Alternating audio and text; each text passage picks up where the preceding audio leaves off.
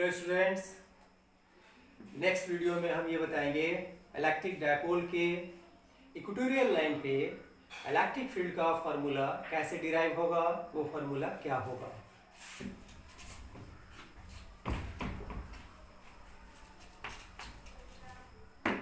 सबसे पहले हम ये देखते हैं कि इलेक्ट्रिक डायपोल क्या और इलेक्ट्रिक डायपोल के चलते इलेक्ट्रिक फील्ड इक्वेटोरियल लाइन पे फाइंड करने का क्या मतलब है, क्या सेंस है।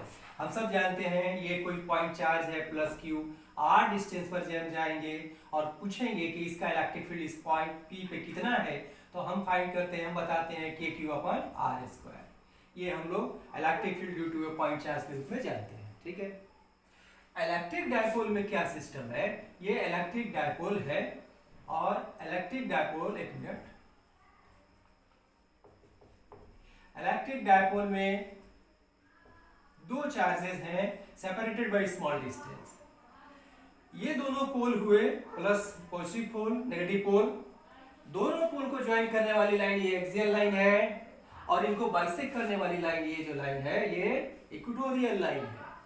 इक्वेटोरियल लाइन पे यहाँ पे यहाँ पे यहाँ यहाँ यहाँ यहाँ कहीं भी अगर हमसे कहा जाए कि इलेक्ट्रिक फील्ड इनके और इनके पूरे सिस्टम के चलते कितना होगा, तो मान लीजिए कि हमसे पूछा गया यहाँ पे बताइए कितना है, तो हम जब यहाँ इलेक्ट्रिक फील्ड फाइंड करना चाहेंगे तो क्या होगा, एक कूलम चार्ज आप एज्यूम करेंगे, इमेजिन करेंगे, यहाँ पे जैसे ही एक कूलम चार्ज रखेंगे आप, तो ये पॉजिटिव चार्ज है, इसे रिपल करेगा इधर, देखिए ये अपना इलेक्ट्रिक फील्ड लगा दिया इसने।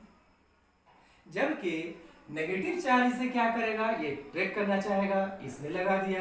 तो अब हम देख रहे हैं कि E1 इलेक्ट्रिक फील्ड इसके चलते इस फार्मूले से आ जाएगा के क्यू अपॉन आर स्क्वायर, जो भी यार यहाँ पे होगा हम लोग फाइंड करेंगे, उसी तरह से इसका भी आएगा E2 इज इक्वल टू के क्यू बाई आर स्क्वायर, जो भी डिस्टेंस से होगा वो लिया जाएगा। तो दो इसका भी इलेक्ट्रिक फील्ड आ रहा है और इसका भी इलेक्ट्रिक फील्ड आ रहा है, दोनों का इलेक्ट्रिक फील्ड आ रहा है, तो ऑटोमेटिक हो गया कि अब हमको कंबाइंड इफेक्ट फाइंड करना पड़ेगा कि भाई उन दोनों को मिला करके इफेक्ट कितना वहां लगेगा, नेट रिजल्टेंट इलेक्ट्रिक फील्ड कितना होगा। और रिजल्टेंट फाइंड करने के लिए हम फार्मूला यूज करते हैं, कौन सा फार्मूला हम यूज करते हैं, ये वेक्टर सम फार्मूला आप जानते हैं, a square B square 2ab cos theta, इस फार्मूले को यूज करेंगे इन दोनों के लिए और हमारा रिजल्टेंट इलेक्ट्रिक फील्ड यहाँ पे कितना होगा ये निकल जाएगा। तो मतलब मेरा कहने क्या हुआ कि एक पॉइंट चार्ज के चलते इलेक्ट्रिक फील्ड का फार्मूला ये होता है, लेकिन इस इलेक्ट्रिक डायपोल में दो पॉइंट चार्ज है plus Q minus Q, automatic कहीं भी हम पॉइंट लेंगे यहाँ पे यहाँ यहाँ कहीं भी, तो इन दोनों का इलेक्ट्रिक फील्ड वहां लगेगा। ऑटोमेटिक है कि दोनों को मिलाना पड़ेगा, मुझे कंबाइन करना पड़ेगा और कंबाइन कर करके नेट कितना मिला ये हम फाइंड करते हैं, वही उसका फार्मूला नेट होता है। तो हम देखते हैं इलेक्ट्रिक फील्ड इक्वेटोरियल लाइन पे कैसे निकलेगा और क्या तरीका है।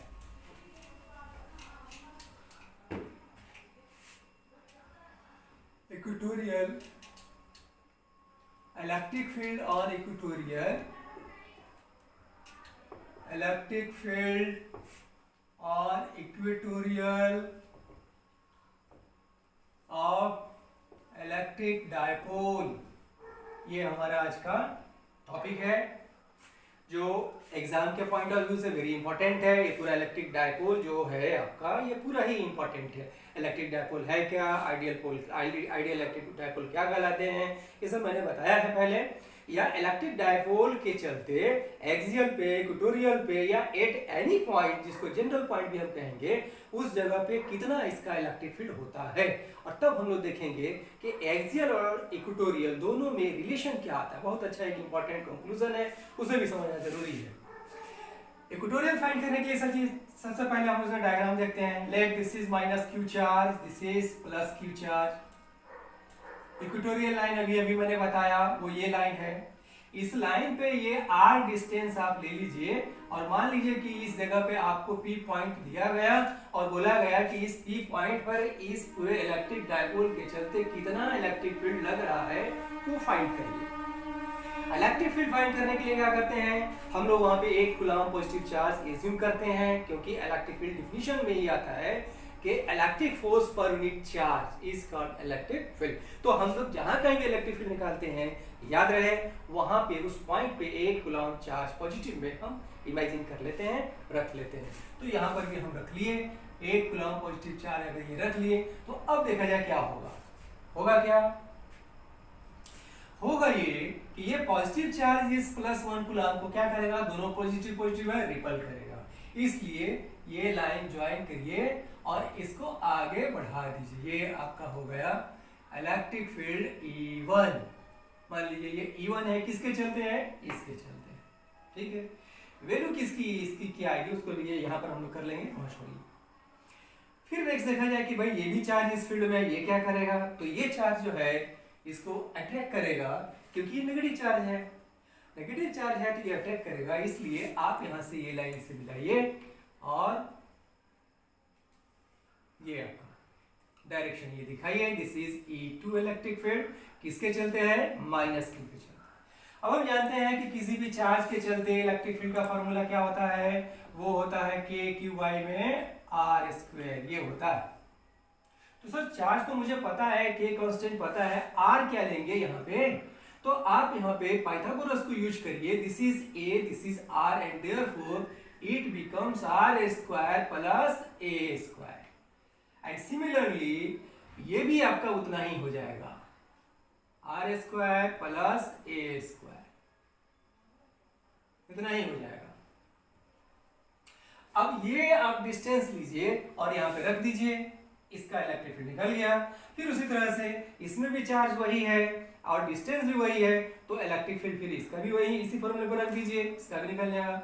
अब ये देखिए आप कि दोनों का चार्ज सेम है, डिस्टेंस भी सेम है, तो ऑटोमेटिक इसका E1 और E2 दोनों बराबर होंगे, दोनों बराबर होंगे। और हम सब जानते हैं कि जब कभी भी दो इक्वल फोर्स इन मैग्नीट्यूड में जब दो इक्वल फोर्स लगते हैं, तो जैसे मान लीजिए कि ये आपका एक फोर्स है, ये आपका फोर्स इधर जा रहा है F1, ये भी 10 न्यूटन का है, और ये F2 फोर्स है, ये भी 10 न्यूटन का है, और इस जगह कोई पार्टिकल है जिस पर ये लगा है, इधर लगा है, ये इधर लगा है, तो फाइनली इन दोनों के इफेक्ट से ये पार्टिकल जाएगा किधर, ऑटोमेटिक जब दोनों सेम मैग्नीट्यूड में है तो ये बीचों बीच जाएगा।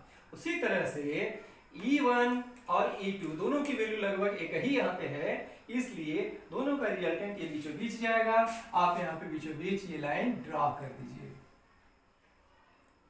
और ये हो जाएगा आपका बड़ा अक्षर, ये थोड़ा सा डायग्राम समझने में इजी होगा, और ये आपका हो गया E इक्वेटोरियल।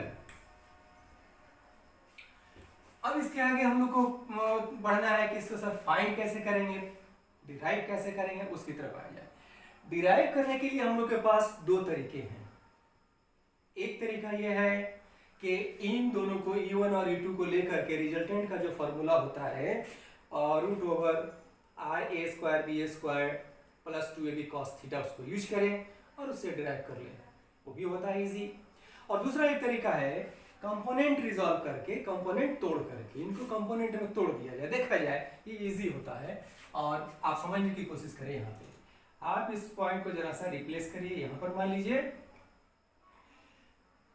कोई ना कोई यहाँ पे एंगल बन रहा, वो थीटा है, क्योंकि दोनों का ये साइड डिस्टेंस इक्वल है, इसलिए ये भी थीटा हुआ, और ये थीटा से ये थीटा, ये दोनों बराबर हो जाएंगे करस्पॉन्डिंग से, क्योंकि ये दोनों पैरेलल है, और ये एंगल भी अल्टरनेट से बराबर हो गए। अब आप क्या करेंगे, E1 को तोड़िए दो पार्ट में। आप जानते हैं कोई वेक्टर ऐसे मुझे दिया है, मुझे ये वेक्टर ऐसे दिया है E1, और यहाँ पे एक एंगल आ रहा थीटा, तो इसका एक कंपोनेंट इधर आएगा E1 cos थीटा, जहाँ पे थीटा होता है cos के साथ होता है कंपोनेंट, और दूसरा कंपोनेंट जाएगा इधर और ये हो जाएगा E1 sin थीटा।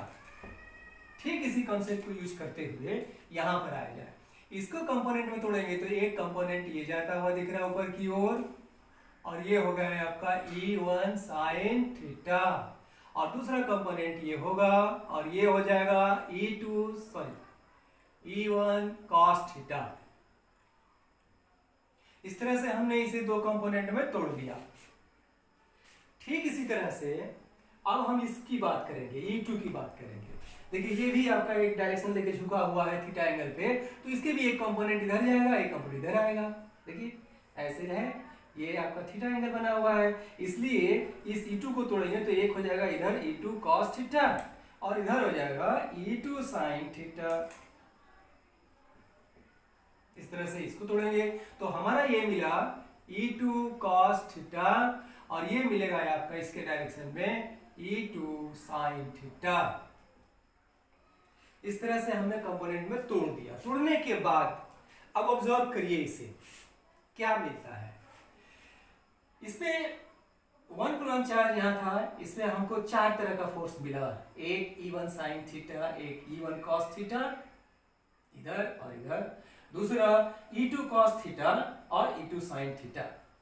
आप जानते हैं कि E1 और E2 दोनों मैग्नीट्यूड में इक्वल है, क्योंकि KQ ओपन आर स्क्वायर दोनों के लिए एक ही है वैल्यू, तो ऑटोमेटिक, और थीटा भी सेम है, तो E1 साइन थीटा और E2 साइन थीटा दोनों क्या हो गए, इक्वल हो गए मैग्नीट्यूड में।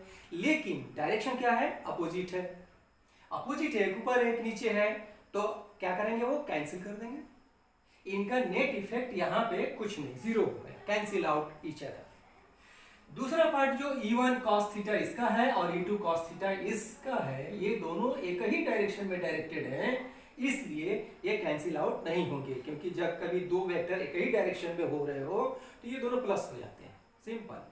इनका रिजल्टेंट निकालने के लिए vector A plus vector A में वेक्टर बी दोनों को जोड़ दिया जाता है। तो यहां पर हम जोड़ देंगे फाइनली, और ये ई इक्वेटोरियल का फॉर्मूला दे देगा। इजी। आइए, let P be a point on equatorial line। Equatorial line पे कोई पॉइंट P है। आप बताएं E1 due two plus Q के चलते E2 कितना, E1 कितना है, तो sir KQ upon root over R square A square square. Direction कहाँ है, बल्कि नेक्स्ट स्टेप में आइए, E1 इज इक्वल टू ये मिला KQ upon R square plus A square from plus Q to P, plus Q से P की तरफ। Similarly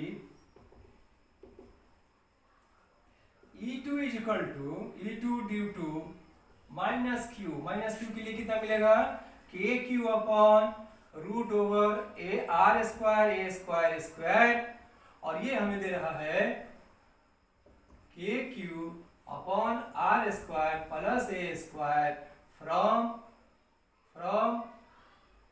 P to minus Q। Direction हो गया। नोटिस करिए ये कि E1 का जो मैग्नीट्यूड है ये, और E2 का जो मैग्नीट्यूड है ये, E2 का मैग्नीट्यूड है, ये दोनों बराबर है। Therefore मतलब कि आप लिख दीजिए कंपेयरिंग क्या मिला, E1 is equal to E2, और दोनों की वैल्यू मिली है KQ upon R square plus A square. मान लीजिए कि ये E है, लेट। अच्छा, अब यहां तक आपने फाइंड कर लिया इन दोनों के बीच कितना एंगल है, 0 डिग्री है। Theta is equal to 0 degree between E1 and E2। इसलिए डायरेक्शन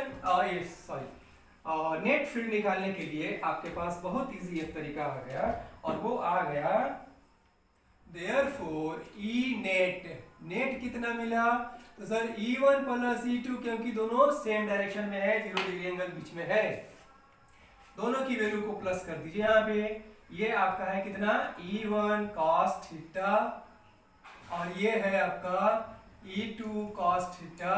लेकिन E1 और E2 दोनों बराबर है किसके, E के, तो आप यहाँ पे इसको तो आप चेंज कर दीजिए, इक्वेटोरियल को ये दे रहा है फॉर्मूला। E1 भी हो गया E cos थीटा, और ये भी हो गया E cos थीटा।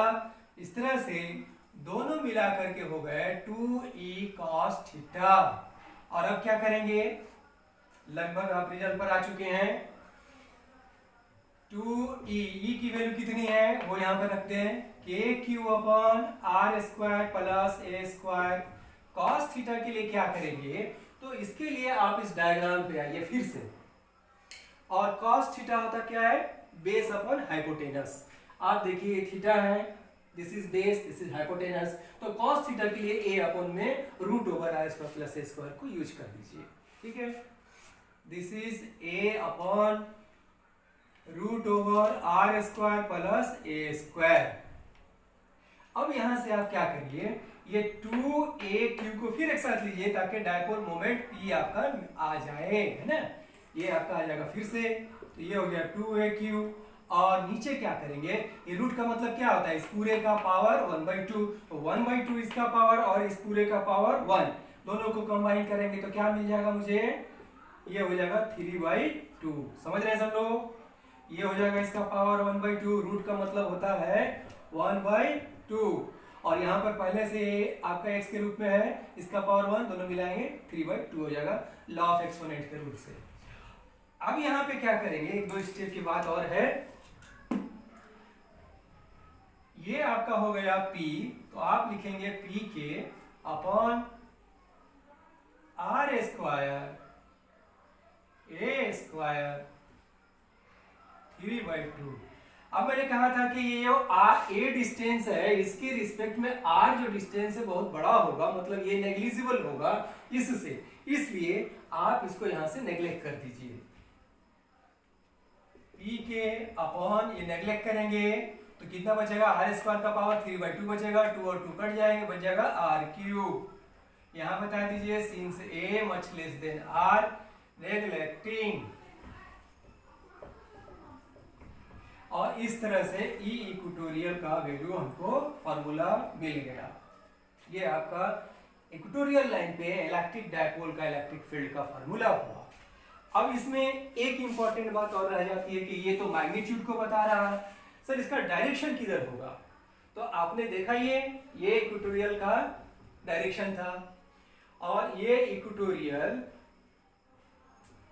डायरेक्शन इधर है +q से -q की तरफ, +q से -q की तरफ है, इसलिए इसको याद रखना है। और ये इंपॉर्टेंट रूप से वेक्टर p का डायरेक्शन क्या होता है, वेक्टर p का यहाँ पे -q से +q की तरफ होता है, तो वेक्टर p इधर डायरेक्टेड है और इक्वेटोरियल जो इधर डायरेक्टेड है, दोनों 180 डिग्री पर हो गए। उसी तरह से एक्सियल डायरेक्टेड होता है किधर, इधर -q से +q की तरफ, और इक्वेटोरियल डायरेक्टेड है अपोजिट, तो एक्सियल और इक्वेटोरियल में भी क्या है, 180 डिग्री का फेज है। इस तरह से एक नंबर में ये सब क्वेश्चन पूछे जाते हैं जो आप बताएंगे, और यहाँ पे एक डायग्राम मैं सिंपल बता दे रहा हूँ, कंक्लूजन के नाम पे आप इसे समझ ले, रख ले। कंक्लूजन क्या हुआ, ये माइनस चार्ज है, ये प्लस चार्ज है, सेंटर है A है, दिस इज एक्सियल लाइन, ये आप सब समझ गए, और ये इक्वेटोरियल लाइन है, ठीक है। इक्वेटोरियल पर आपने क्या देखा कि इतनी डिस्टेंस पर कहीं भी ले लें, ये r डिस्टेंस जितना भी ले लें, इलेक्ट्रिक फील्ड क्या है, इक्वेटोरियल इधर डायरेक्टेड है अपोजिट, और ई एक्सियल किधर डायरेक्टेड है, ये इधर डायरेक्टेड है, दोनों के बीच में 180 डिग्री हो गया। वेक्टर p जो होता है वो -q से +q होता है, ये भी इधर होता है। इस तरह से एक नंबर में आपसे पूछा जाएगा कि what is phase angle between equatorial and E axial, तो आप बताएंगे 180 degree. Phase angle between vector p and E axial 0 degree. अब vector p and E equatorial के बीच कितना, 180 डिग्री। और इक्वेटोरियल और एक्सियल में रिलेशन क्या आ रहा, तो आप यहाँ पे एक्सियल को डिवाइड कर दीजिए इक्वेटोरियल से। एक्सियल है आपके पास 2pk/r³ और ये है आपका pk/r³, और दोनों को डिवाइड करेंगे तो ये मिला 2, दैट इज एक्सियल जो है वो 2 टाइम्स है ये इक्वेटोरियल का। ये भी एक इंपॉर्टेंट कंक्लूजन हुआ। मतलब क्या हुआ इसका, इसकी बात समझिए।